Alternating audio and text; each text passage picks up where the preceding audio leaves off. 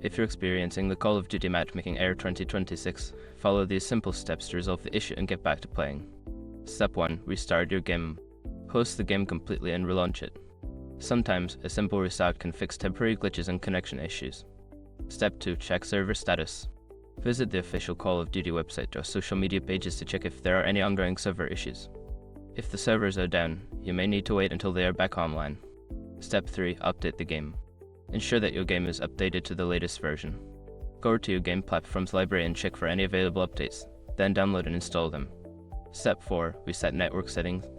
Reset your network settings by unplugging your router for about 30 seconds and then plugging it back in. This can help refresh your connection and resolve any network-related issues. Step 5. Contact support. If the error persists after trying the above steps, reach out to Activision support for further assistance. They can provide more specific troubleshooting steps tailored to your situation. By following these steps, you should be able to resolve the matchmaking error and enjoy your gaming experience.